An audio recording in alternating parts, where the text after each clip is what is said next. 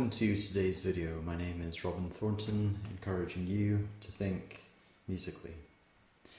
And what this means in the context of today's video, where we'll be looking at Country Dance by Carulli, is that when you begin as a student of music, what you're looking at is you're looking at the individual notes. So I can see here there are 4 quavers per bar, it's in 2/4 time, so if I'm looking at the individual notes, then what this might come out as is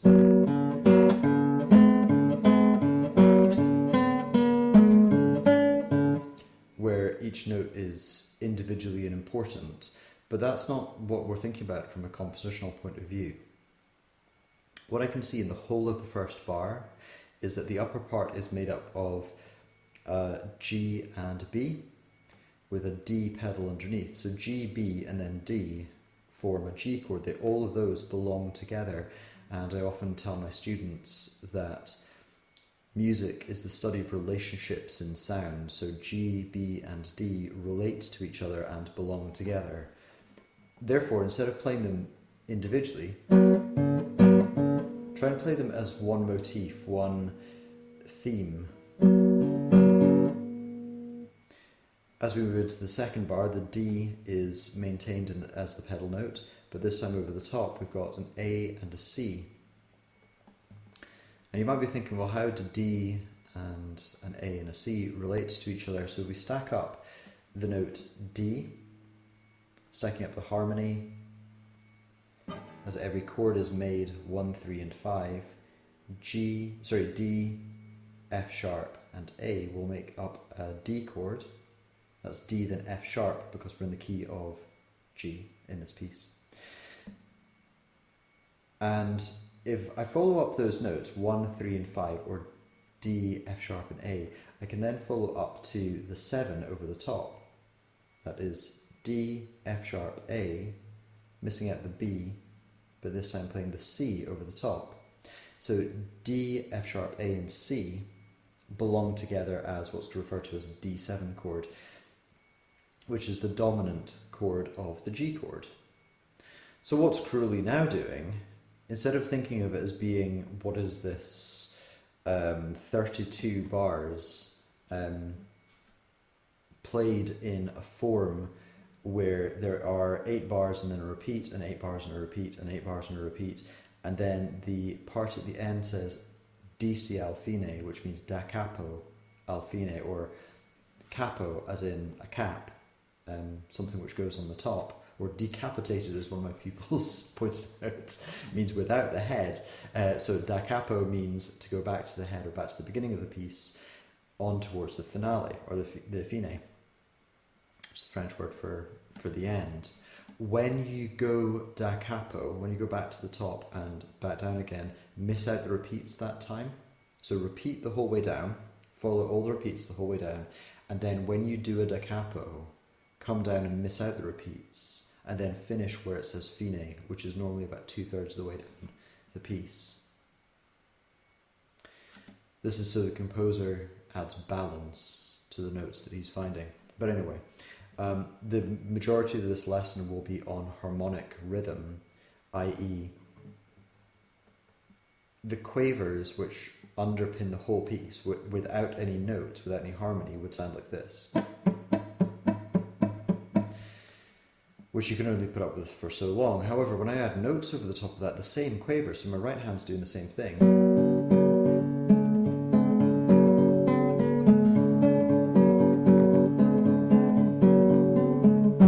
become much more interesting. That is quaver, quaver, quaver, quaver, quaver, quaver, quaver, quaver. And the quaver is the whole way through, but because he's changing the notes, then it sounds much more interesting. This is G, B and D for the first chord. The D7 chord, which is the D and then the A and the C. It's omitting the F sharp. So that is 2 beats of a G chord. 1, 2, 2 beats of a D chord.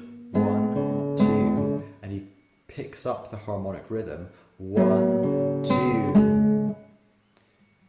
The C sharp more alluding to the D7. Remember, it was the D7 that included the C natural. Did I just say C sharp? Sorry, I didn't mean C sharp, I meant C natural. But in bar 3 there is a C natural which makes it sound like it's going from the beginning G chord, G chord, D chord, D chord, G chord, D chord, D chord, D chord, G chord, G chord, D chord, D chord, G chord, D chord, cadencing to the G. Repeating again without me talking over the top of it.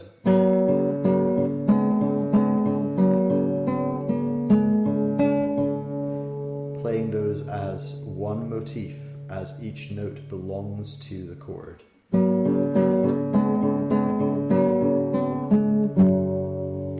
In the second section of the piece, we flip it on its head. So instead of being on the G chord, we now start on the D7. This is us going to the G chord here, then D7.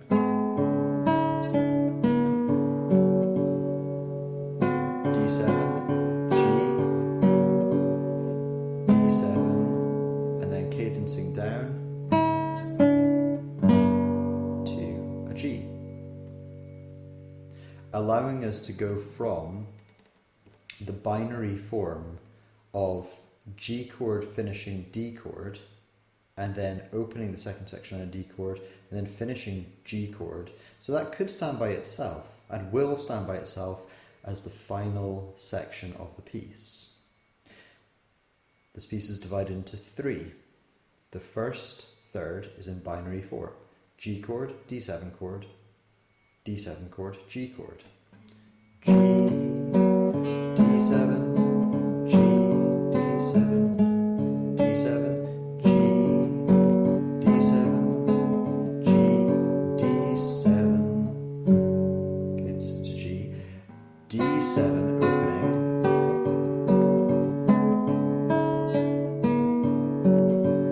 D7 again, cadencing G, into the relative minor of the G.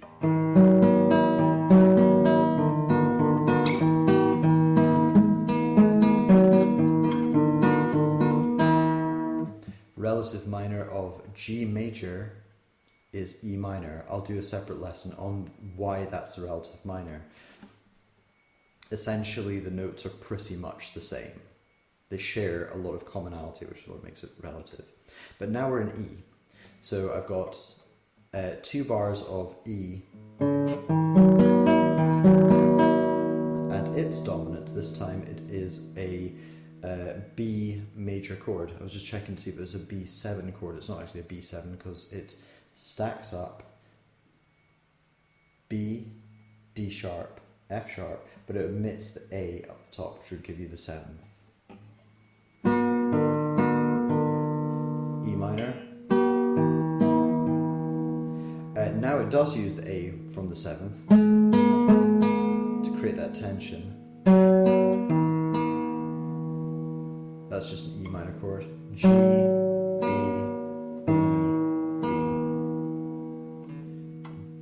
B major again, dominant chord, resolving to the E minor. E minor, E minor, B chord, B chord, E minor. B chord, B chord, E minor. B chord, B chord, E minor. So going through the whole of the piece, just calling out the chords. G,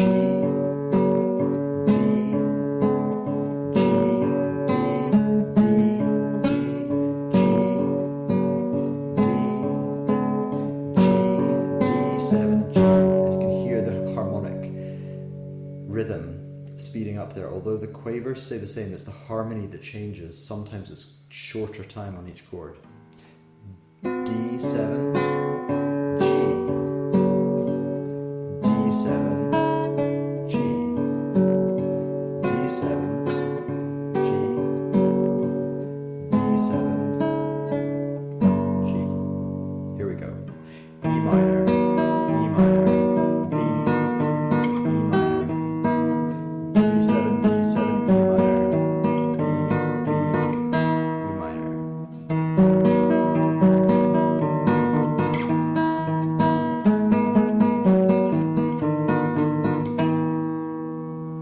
says up the top that it's meant to be played allegretto, which means a little merrily.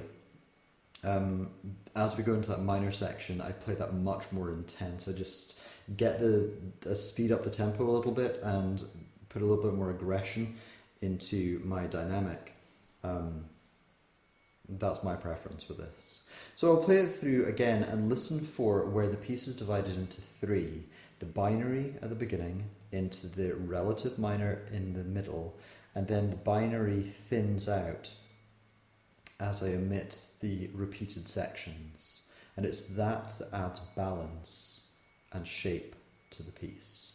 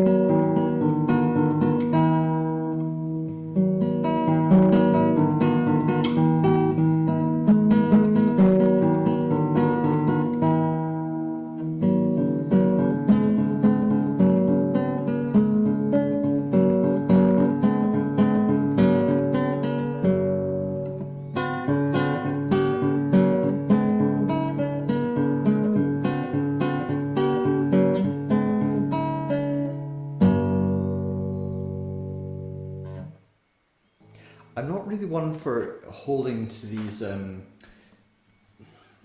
YouTube, you must create a video this way or that way, I don't know, laws, whatever they are. That thing of opening a video by saying, stick until the end, I'll show you a secret. Normally I play across the string like this, and you can hear the tone is softer as my nails are not flat against the string. On that final rendition through the D7 section, I decided, just in the moment, to turn my fingers flat.